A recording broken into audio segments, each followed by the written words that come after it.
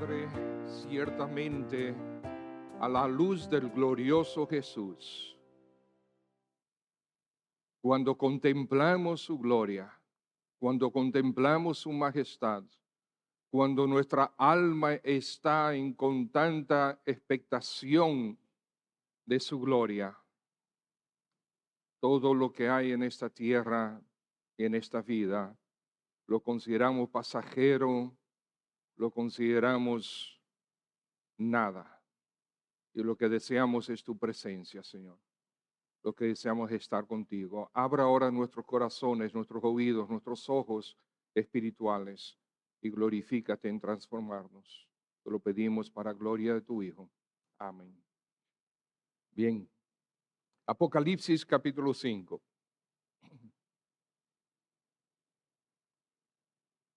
Apocalipsis capítulo 5.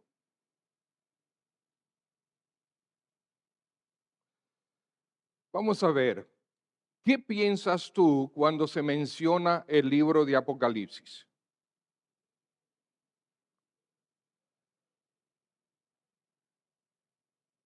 Alguno dice, bueno, es un libro muy complicado. Otros, he escuchado esto de varias personas, no, yo no lo leo, me da miedo. Otros dicen, hay demasiadas cosas raras, yo no lo entiendo.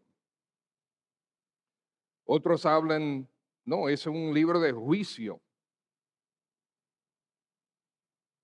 Y creo que la mayoría lo que piensan es que es un libro de eventos futuros, acontecimientos futuros. Amados hermanos, el libro de Apocalipsis no trata principalmente de eventos futuros. Ese no es su principal tema. El Apocalipsis, como los demás libros de la Biblia, es sobre Cristo Jesús. En este caso, acerca del poder y dominio que Él tiene sobre la historia pasada, historia presente y historia futura. Se trata de su gobierno de las cosas del universo, su determinación de poner fin a la necedad del hombre y también poner fin a las pretensiones de Satanás y al dominio de Satanás sobre este mundo. En esta revelación que es el Apocalipsis, el Señor Jesucristo le muestra a Juan que Él está al mando y su soberanía y su poder serán finalmente desplegados y sus promesas y juicio serán cumplidos para todos aquellos que negaron al Señor, que negaron arrepentirse, que rehusaron arrepentirse. Como nos instruye el pastor Samuel Pérez Millos, que tuvimos con nosotros la semana antepasada y la semana pasada, en su comentario al libro de Apocalipsis, que este tiene como propósito, dice él, revelarnos no tanto los acontecimientos futuros, sino a Dios mismo que controla la historia y la lleva a cabo para ejecutar su propósito eterno. Hoy veremos, mis hermanos, como una especie de introducción al Cordero glorificado.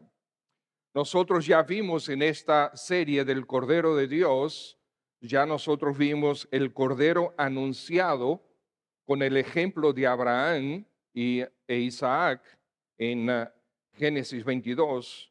Ya vimos el Cordero anunciado también con la profecía en Isaías 53. Ya vimos el Cordero tipificado, lo vimos como el tipo de Cristo Jesús en Éxodo 12, con la salida de Israel de Egipto, ¿se acuerdan? En la que todo el pueblo de Dios fue protegido por el sacrificio y la sangre del Cordero que el Señor les mandó a sacrificar. Ya vimos también el Cordero revelado y sacrificado, y lo tomamos como base, 1 de Pedro 1, 18 y 19, que nos comunica que nosotros fuimos rescatados con la sangre preciosa de Cristo, como de un cordero sin mancha y sin contaminación. Hoy veremos pues un poco del Cordero glorificado.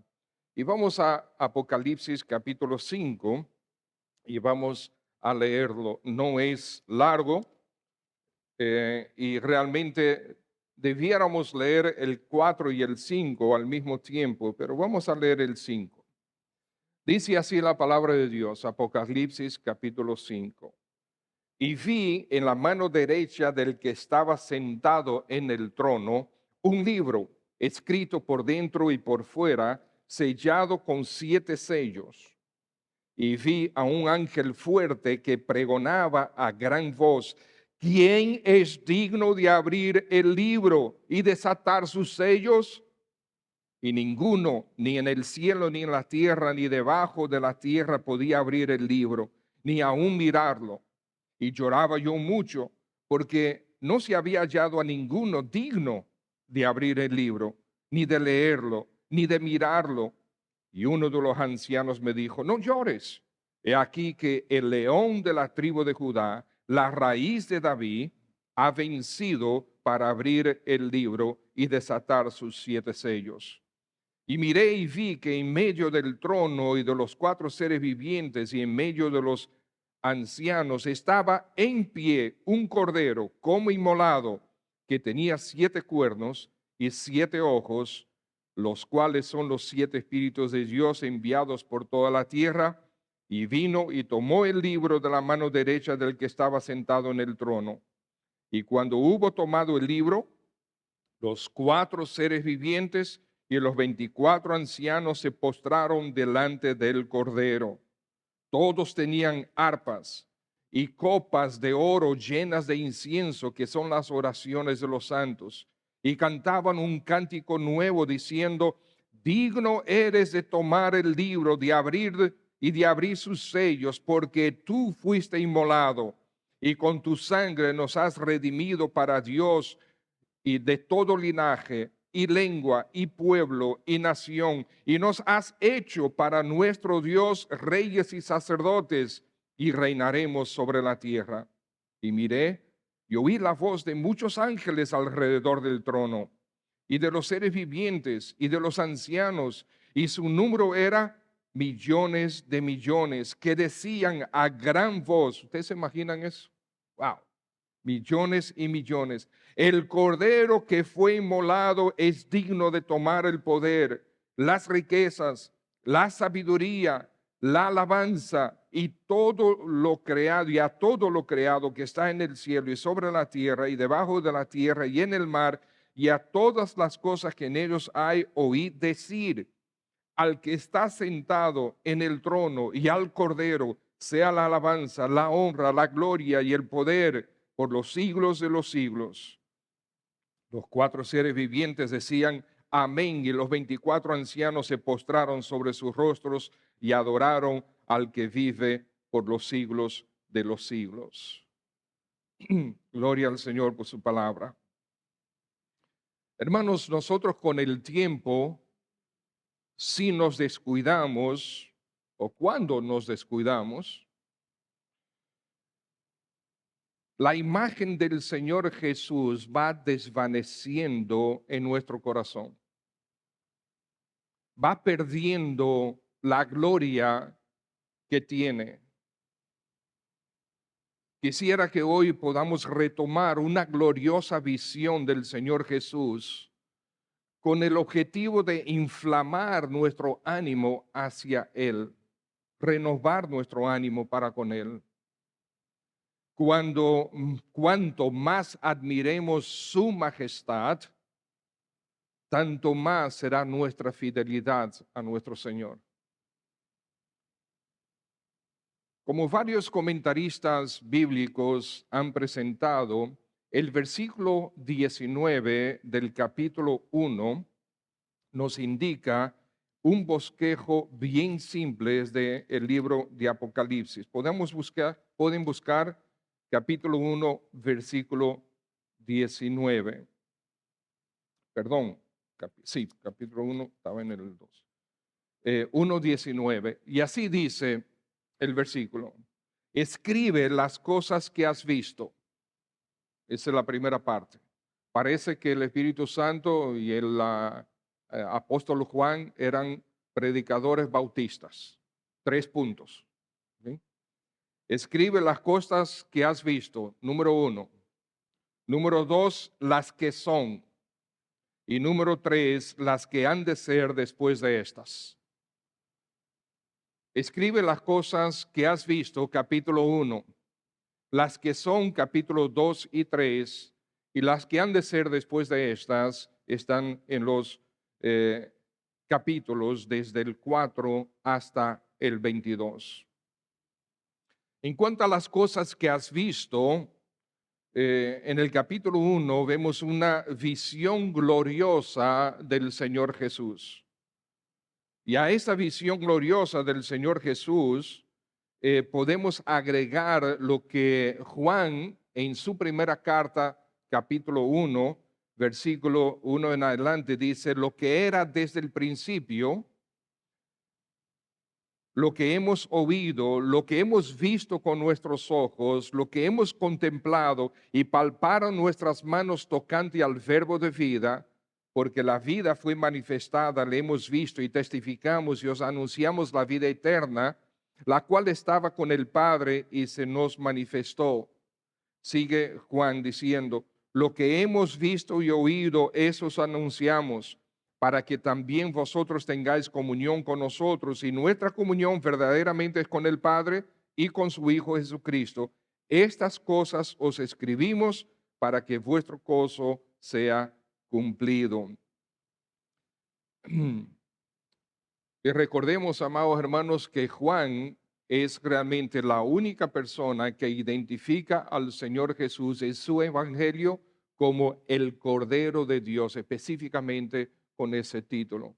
El Cordero de Dios en el evangelio según San Juan capítulo 1, el Cordero de Dios. Las cosas que has visto, cuando tengan oportunidad, lean de nuevo este primer capítulo y ver cómo el Señor Jesucristo es presentado. Algo maravilloso. Dentro de unos momentos vamos a estar viendo algunas de esas cosas. Las cosas que son capítulo 2 y capítulo 3. La situación actual o en ese momento de las iglesias. Y es el Señor Jesucristo mismo que escribe cartas a cada una de esas iglesias.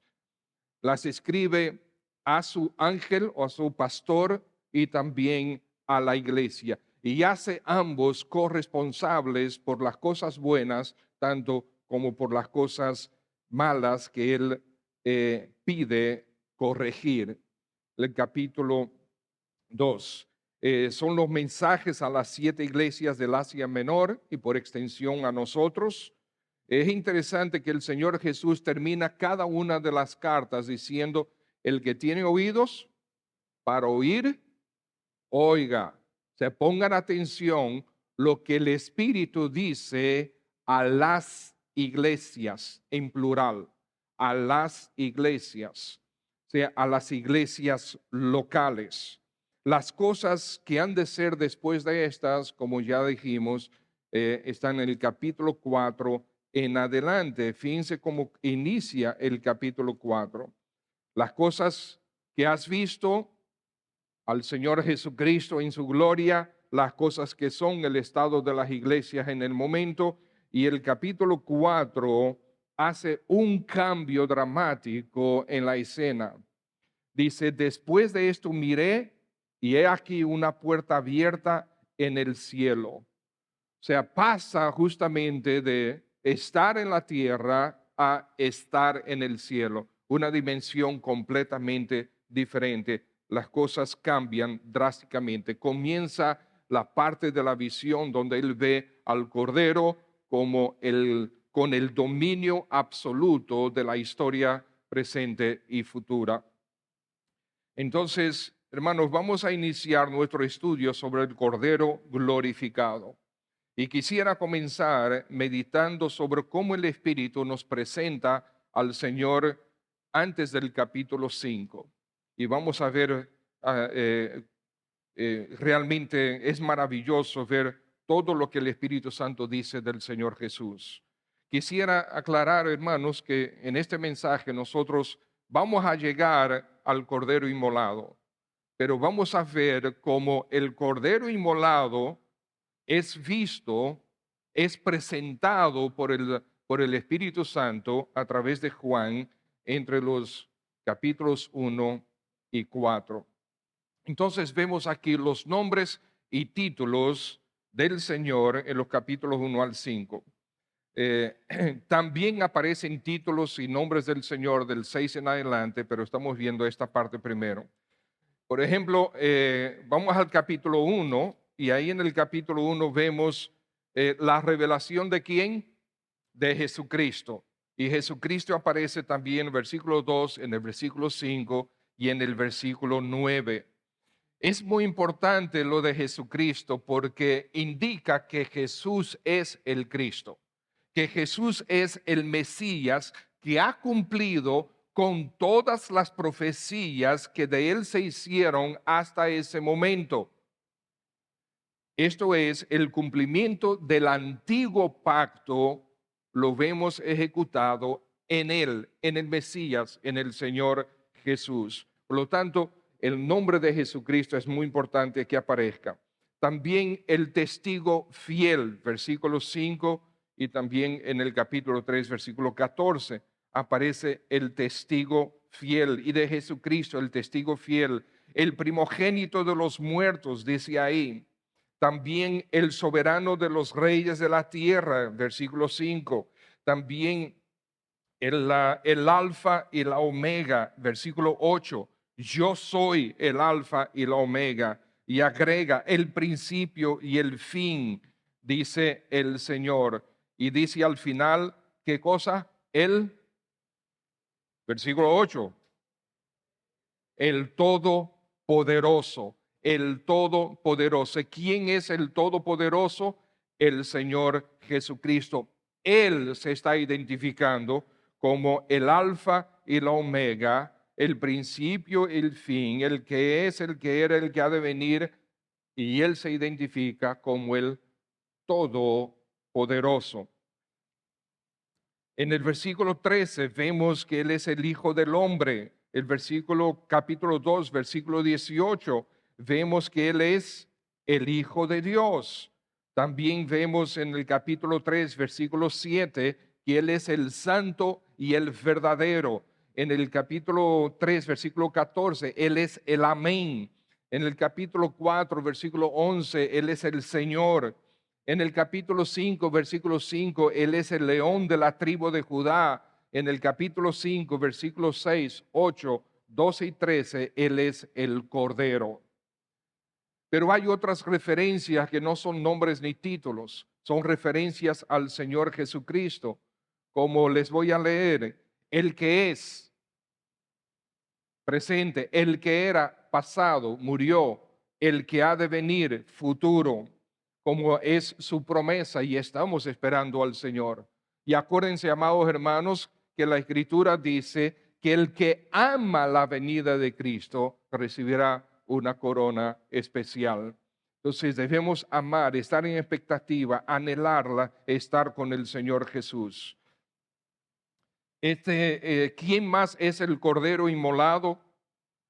Dice, es aquel que nos amó y nos lavó de nuestros pecados con su sangre.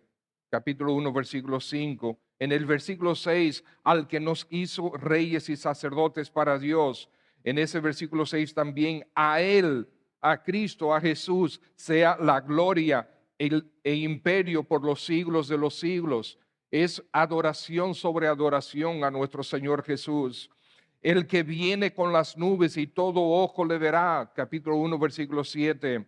El primero y el último, versículo 11. Después describe su vestimenta en el versículo 13 y habla de algunas características del Señor Jesús. Capítulo 1, versículo 14. ¿Qué dice de él? Que su cabeza y cabellos eran blancos como la lana, como nieve. Su rostro como el sol cuando resplandece en su fuerza. No se puede ver del resplandor del rostro. Igual que tú no puedes ver el sol, no puedes mirar el sol y quedarte fijo mirando, te vas a volver ciego, te va a quemar los ojos. Ojos como llama de fuego, pies como bronce bruñido, 2 veces lo dice de ambos, 7 estrellas en su mano, una espada de 2 filos en su boca. También sigue diciendo del Cordero inmolado, el que vive estuvo muerto y vive por los siglos de los siglos, el que tiene las llaves de la muerte y del Hades, el que tiene las 7 estrellas en su diestra y anda en medio de los 7 candeleros, el que tiene la llave de David, eso denota poder, dominio y autoridad. El que abre y ninguno cierra, y cierra y ninguno abre. El que tiene poder para dirigir el presente y el futuro de las iglesias. Eso lo vemos en, tanto en el capítulo 2 como el 3. Tiene autoridad para determinar quién se sienta con él. Capítulo 3, versículo 21 dice, el que vencere, yo lo voy a sentar conmigo en el trono con mi Padre. Y él recibe, él es el digno de tomar el libro y desatar los 7 sellos del juicio. Capítulo 4, versículo 5. Él recibe adoración de los 4 seres vivientes y de los 24 ancianos. Eso lo vemos en varias oportunidades, como por ejemplo capítulo 4, 8 y 9. Amados hermanos, el Cordero inmolado es descrito de esta manera en los capítulos 1, 2, 3 y 4. Cuanto más admiremos su majestad, mis hermanos, tanto más será nuestra fidelidad a Él. Tenemos que renovar nuestra visión del Señor Jesús.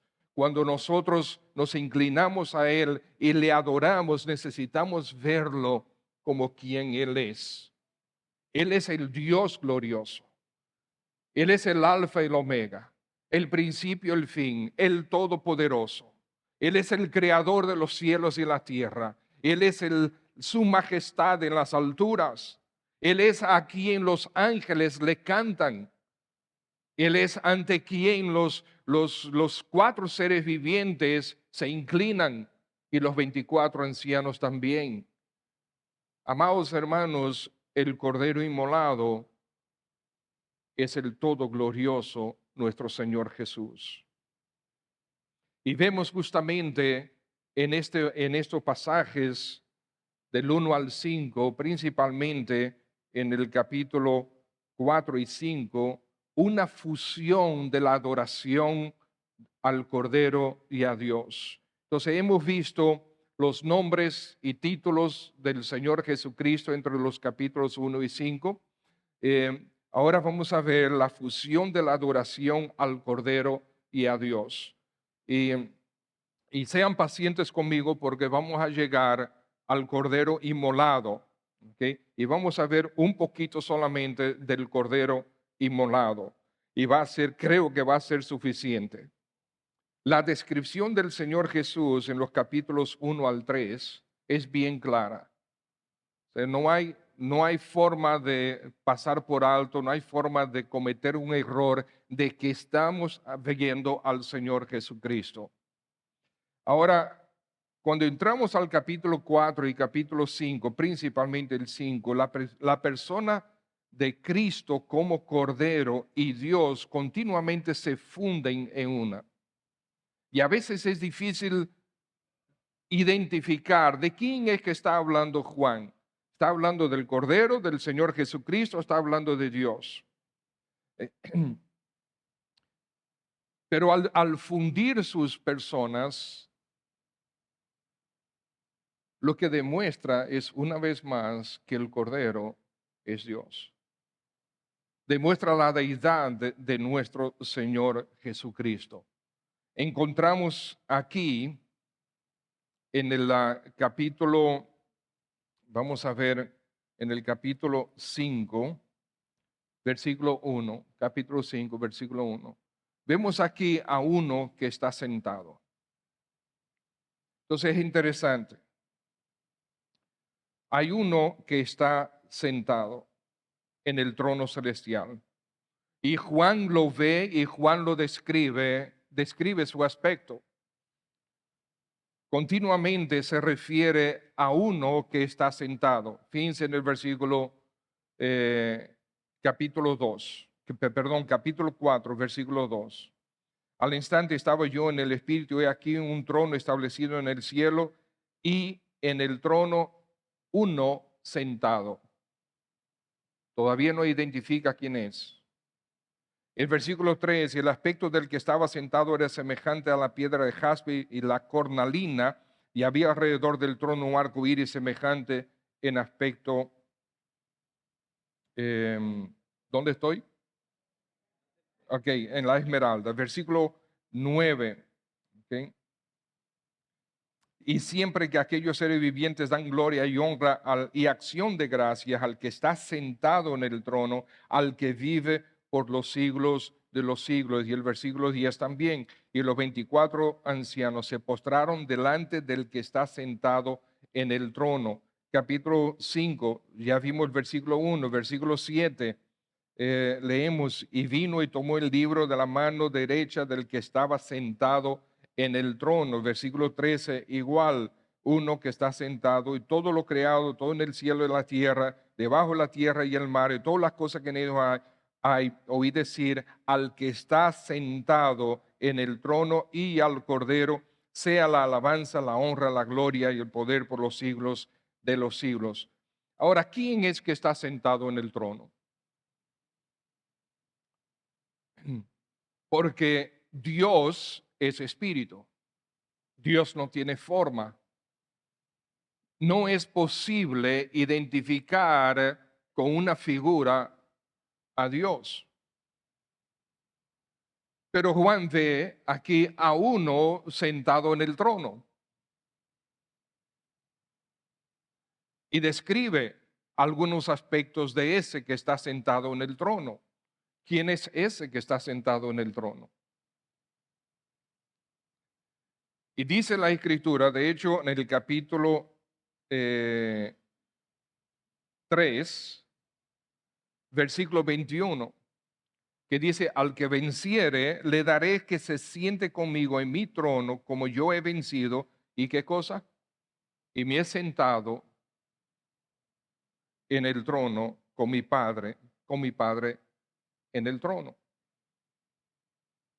¿Quién es ese que está sentado en el trono? Es muy interesante. Ambos reciben la adoración de parte de los presentes. Y cuando vamos a al capítulo, ¿cuál es el que dice? Capítulo 4, versículo 8. Capítulo 4, versículo 8. Vamos a leerlo.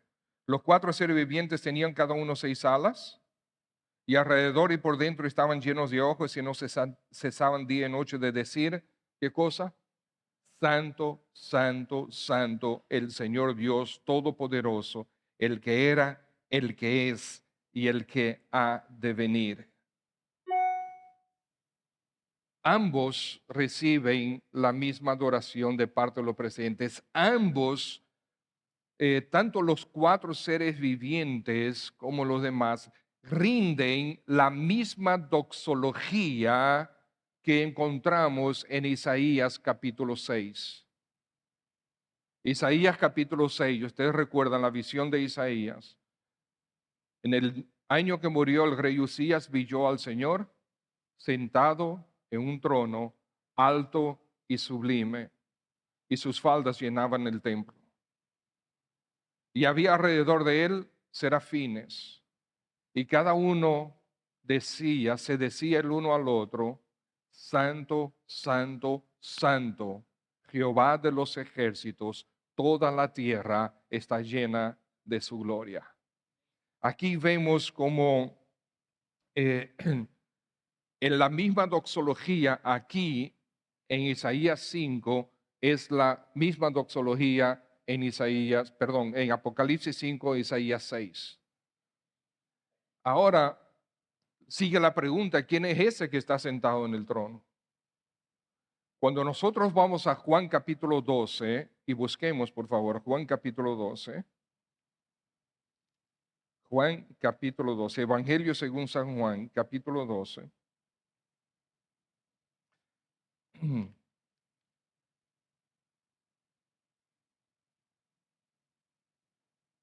Versículo 37.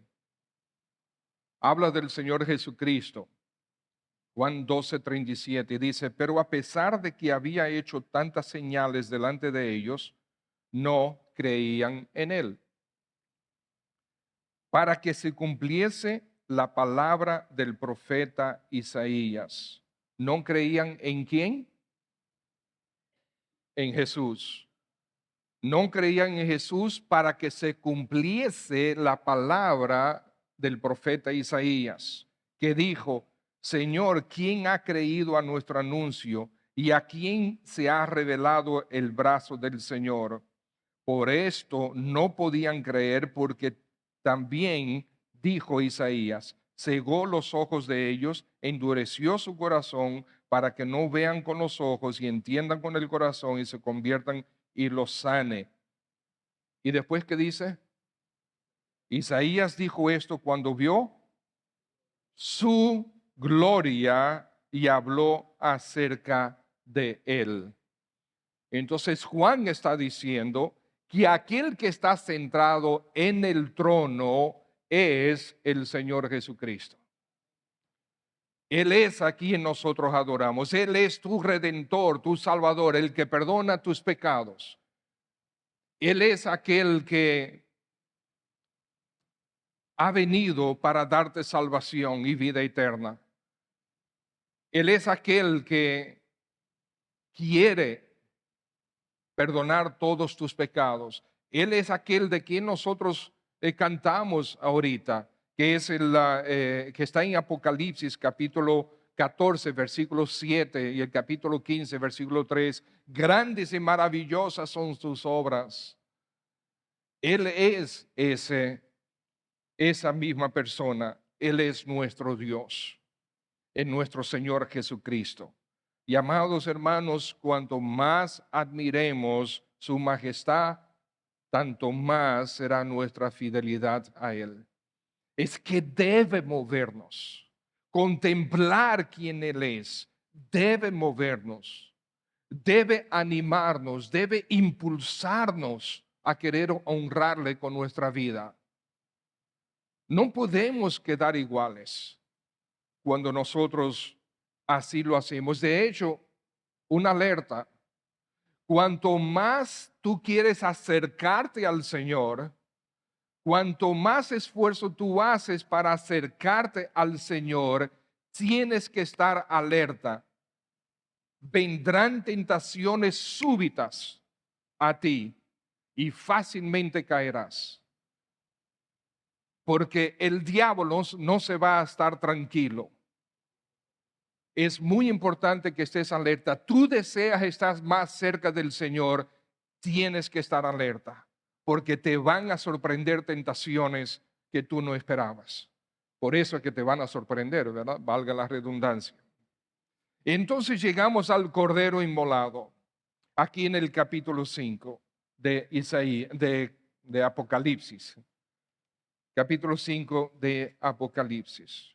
Estimados hermanos, todo lo que hemos visto sobre el Señor Jesucristo hasta ahora, todo lo que el Espíritu Santo describe en los capítulos 1 al 4 sobre el Señor Jesucristo, ¿crees tú que encaja con la imagen de un cordero? No encaja con la imagen de un cordero. De hecho, la palabra que utiliza en el original aquí para cordero significa un corderito. O sea, el cordero es una oveja joven, pero puede tener cierta edad. Esto se está refiriendo al que es más débil, el que es más vulnerable. Esa es la palabra que está utilizando aquí, el que es más inocente e indefenso. Ese es el cordero y además de ser un corderito, es inmolado también.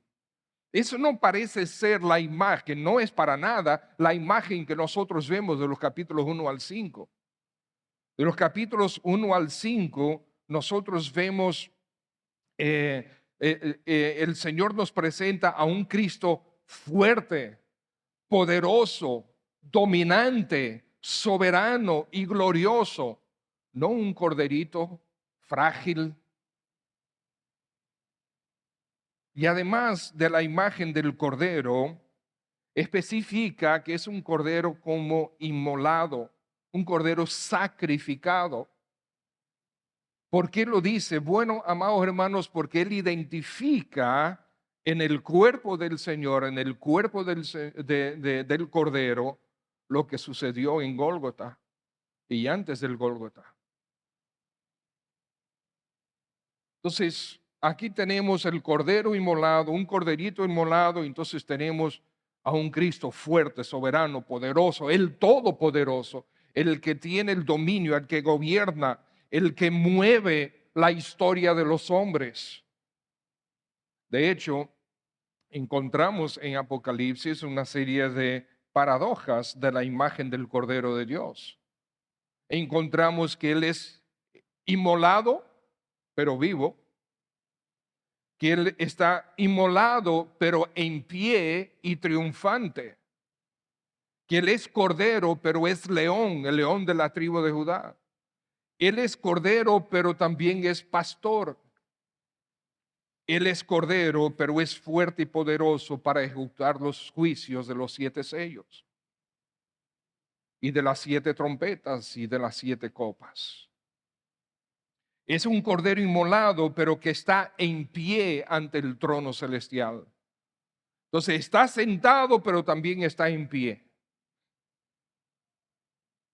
El Nuevo Testamento, de hecho, enfatiza que Jesús, al ascender al cielo, se sentó a la derecha del Padre.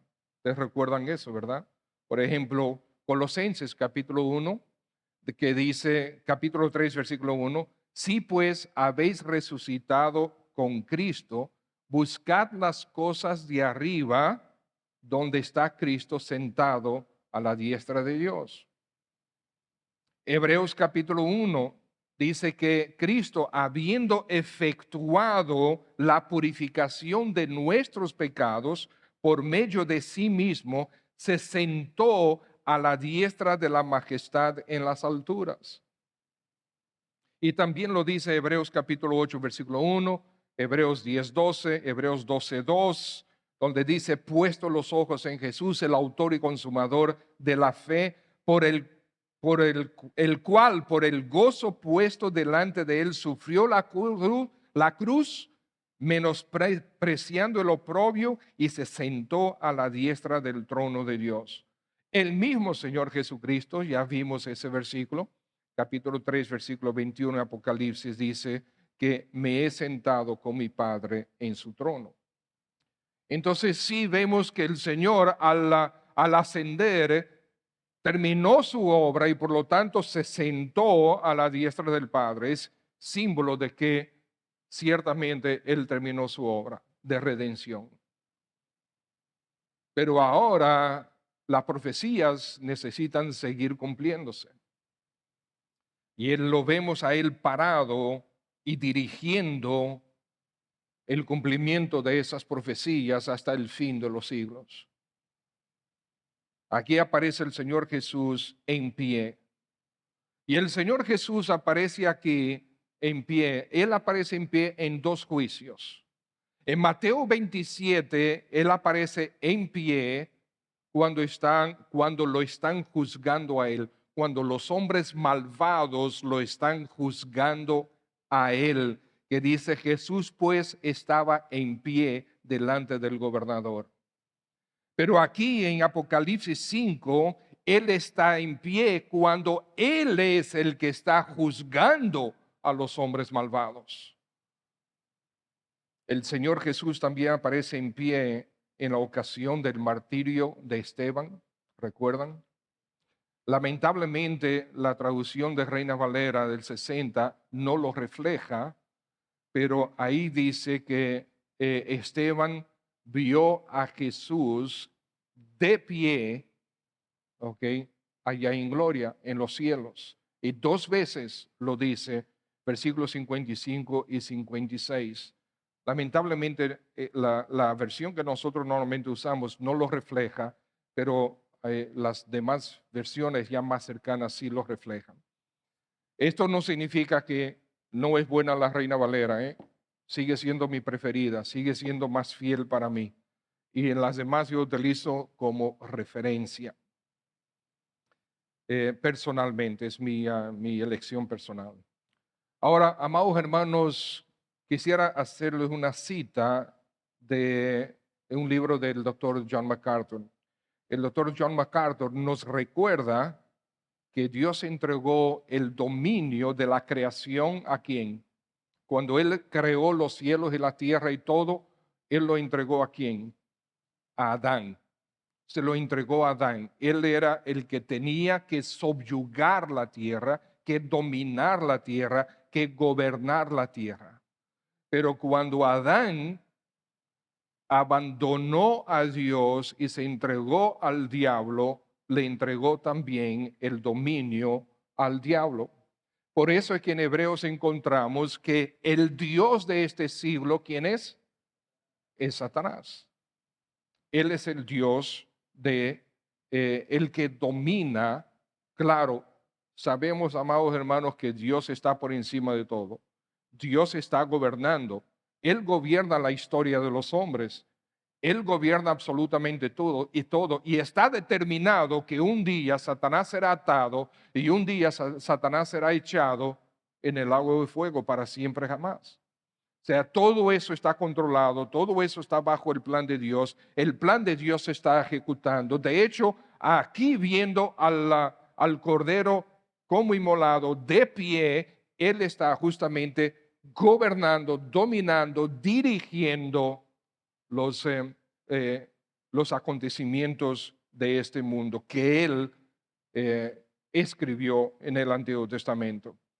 Entonces, en este pasaje nosotros testificamos al Señor simbólicamente retomando el dominio de la creación.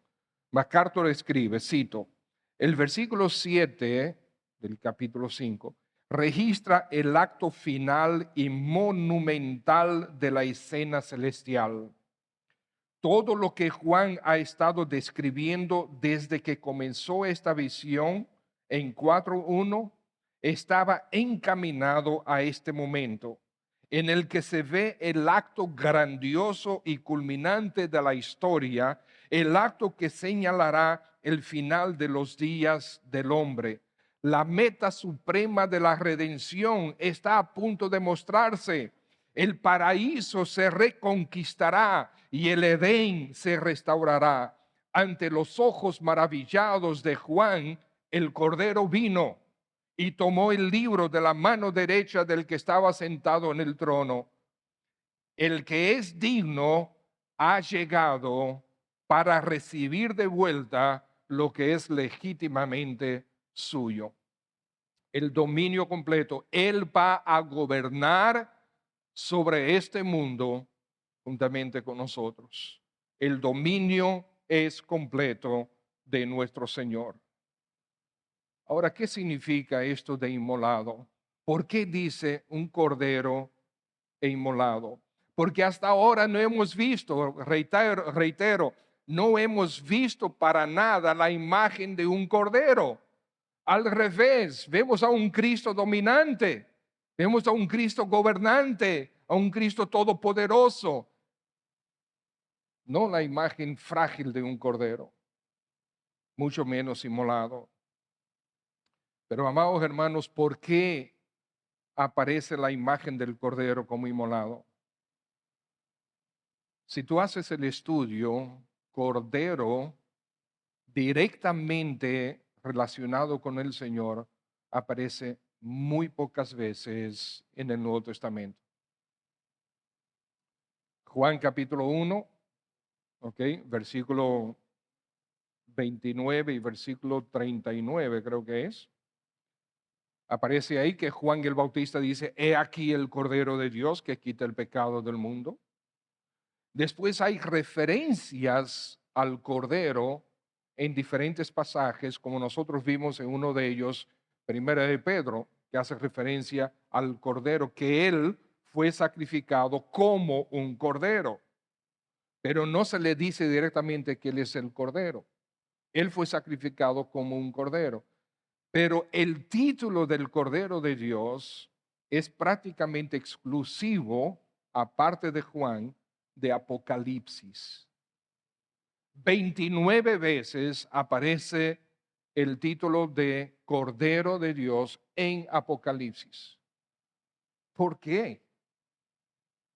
¿Por qué? Como estamos hablando del final de los tiempos, y ustedes saben que, amados hermanos, la venida de Cristo es inminente. Todos debemos creer y estar en la expectativa de la venida de Cristo.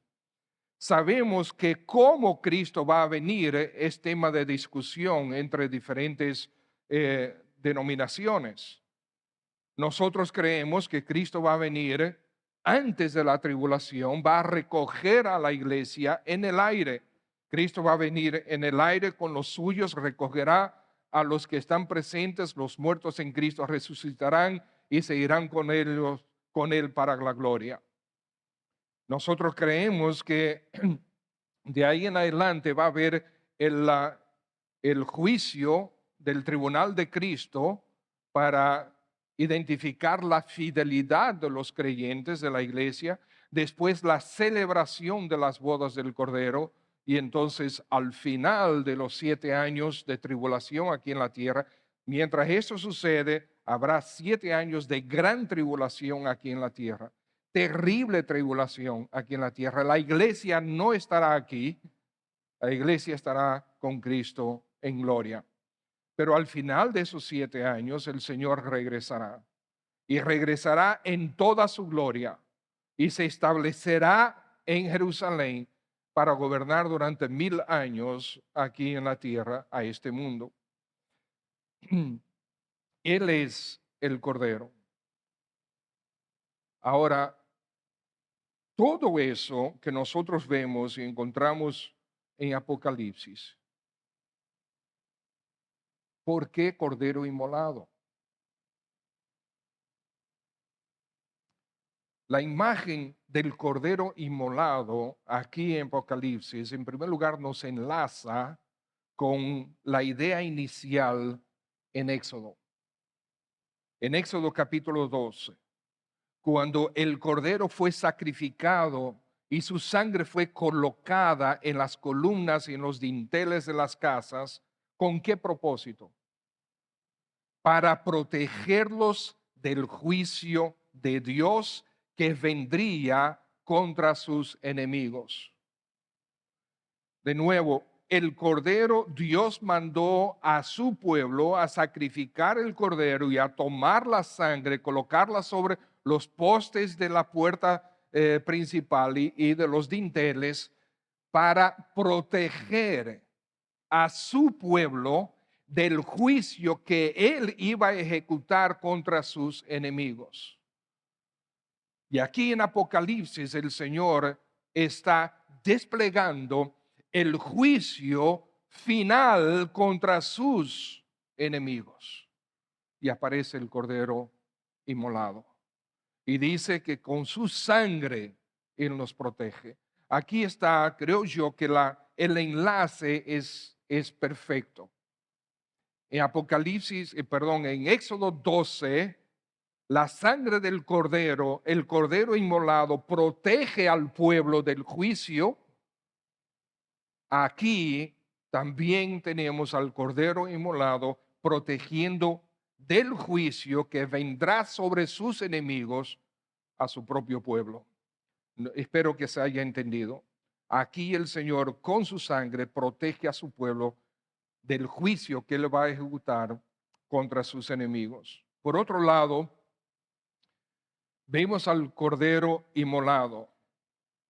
a pesar del Señor Jesús tener un cuerpo glorificado, amados, las marcas de la pasión, las marcas del precio que Él pagó, las marcas de tu perdón, las marcas de tu redención, las marcas de tu adopción, las marcas del haber recibido el castigo que nosotros merecemos, esas marcas permanecen con Él, a pesar de tener un cuerpo glorificado. Son las marcas eternas, son es la evidencia eterna, es el recordatorio eterno, es el memorial eterno. Eternamente y para siempre tendremos el memorial de nuestra redención en el Cordero de Dios, que ciertamente quitó nuestros pecados.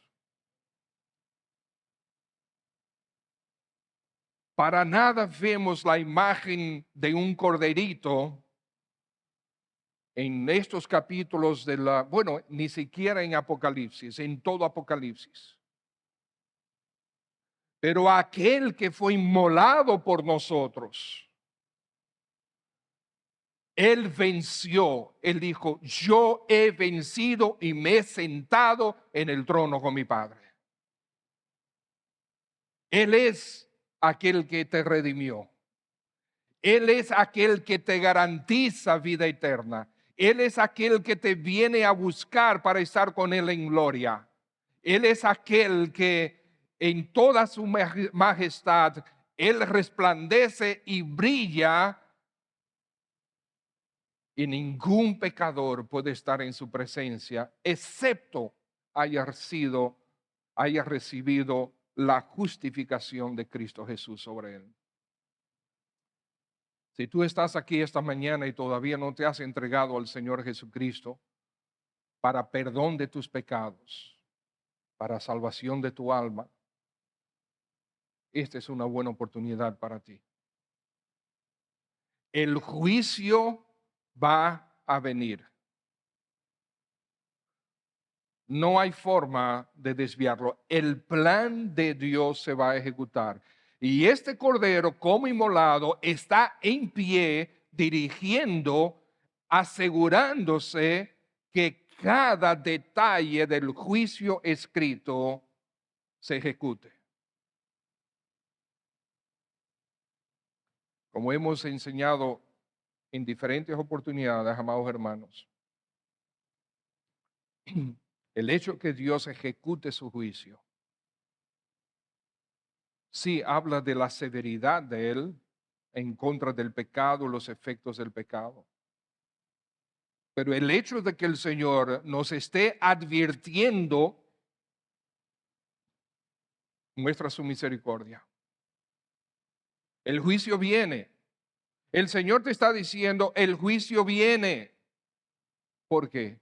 Porque Él quiere que tú te arrepientas antes que llegue. Es la misericordia y el amor de Dios para contigo.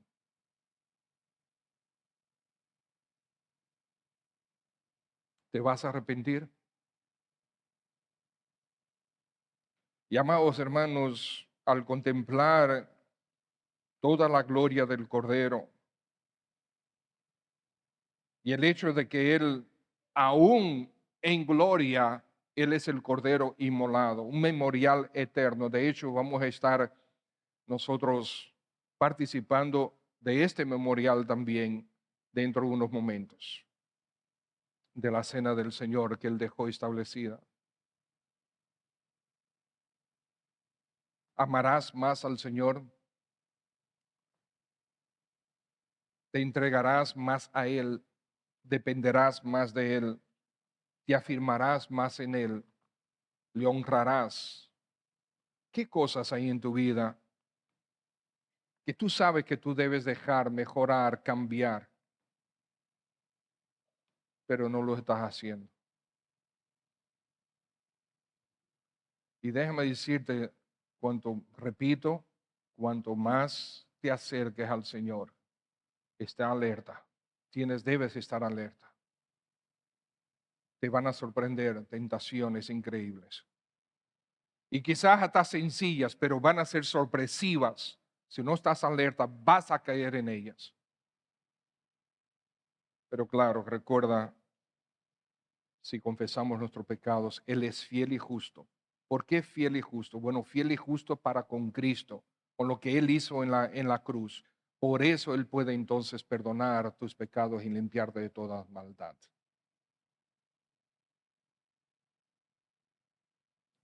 Padre, gracias en el nombre de nuestro Señor por tu palabra, por mostrarnos quién es el Cordero glorificado, tu Hijo en gloria, nuestro Señor Jesucristo. A Él esperamos, Señor. Sí, ven, Señor Jesús. Te lo pedimos, por favor, para gloria de tu nombre.